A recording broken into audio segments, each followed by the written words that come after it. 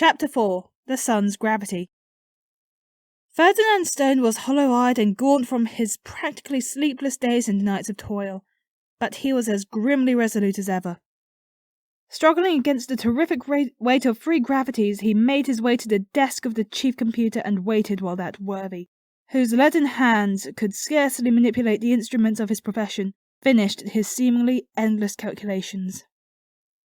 "We'll escape the sun's mighty attraction, Dr. Stone, with approximately half a gravity to spare," the mathematician reported finally.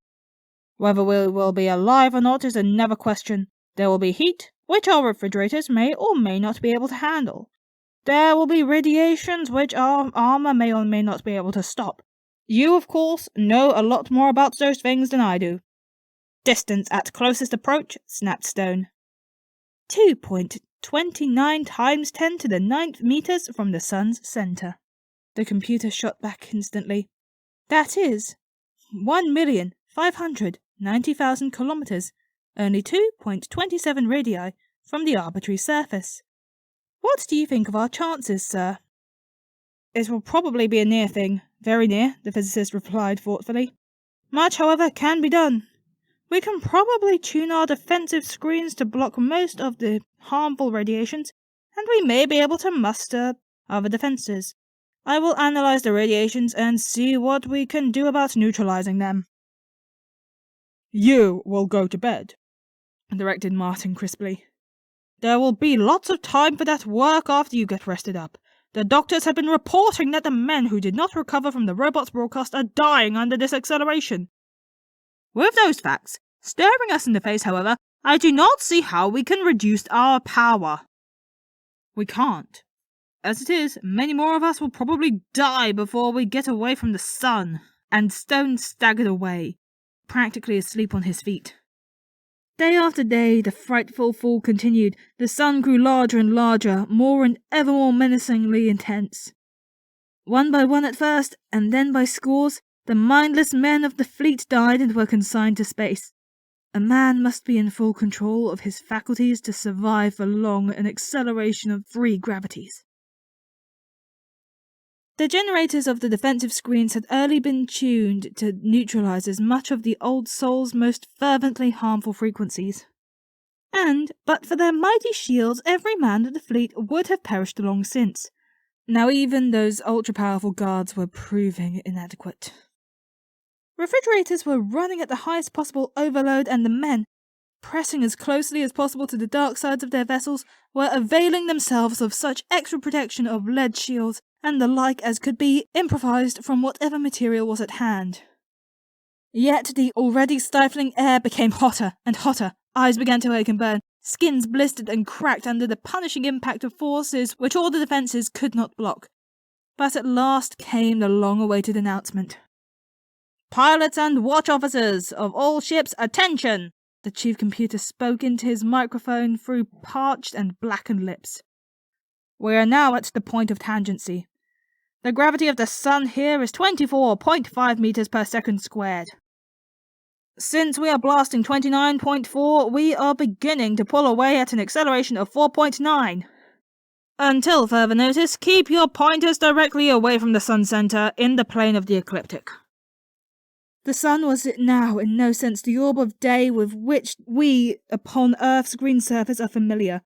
It was a gigantic globe of turbulently seething flame, subtending an angle of almost 35 degrees, blotting out a full fourth of the cone of normally distinct vision. Sunspots were plainly to be seen, combinations of indescribably violent cyclonic storms and volcanic eruptions in a gaseously liquid medium of searing, eye-tearing incandescence. And everywhere, threatening at times even to reach the fiercely struggling ships of space, were the solar prominences. Fiendish javelins of frenziedly frantic destruction hurling themselves in wild abandon out into the empty reaches of the void. Eyes behind almost opaque lead glass goggles, head and body encased in a multi-layered suit, each ply of which was copiously smeared with thick lead paint, Stone studied the raging monster of the heavens from the closest viewpoint any human being had ever attained, and lived. Even he, protected as he was, could peer but briefly And master physicist though he was and astronomer of sorts, yet he was profoundly awed at the spectacle. Twice the terrifying mass was circled, then air temperatures again bearable and lethal radiation stopped. The grueling acceleration was reduced to a heavenly 1 1/2 gravities. And the vast fleet remade its formation. The automatons and the sun between them had taken heavy toll, but the gaps were filled, men were transferred to equalize the losses of personnel, and the course was laid for distant Earth. And in the Admiral's private quarters, 2 men sat together and stared at each other. Well, that's that. So far, so good.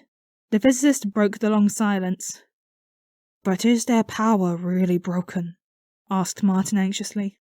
I don't know, Stern grunted dourly. But the pick of them, the brainiest of the lot, were undoubtedly here. We beat them. Martin interrupted. You beat them, you mean, he said. With a lot of absolutely indispensable help from you and your force. But have it your own way. What do words matter? I beat them then. And in the same sense, I can beat the rest of them if we play our cards exactly right. In what way? In keeping me entirely out of the picture. Believe me, Martin, it is of the essence that all of your officers who know what happened here be sworn to silence, and that not a word about me leaks out to anybody. Put out any story you please except the truth. Mention the name of anybody or anything between here and Andromeda except me. Promise me now that you will not let my name get out until I give you permission or until after I am dead. But I'll have to, in my reports. You report only to the Supreme Council, and a good half of those reports are sealed. Seal this one. But I think... What with?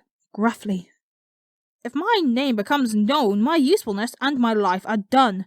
Remember, Martin, I know robots.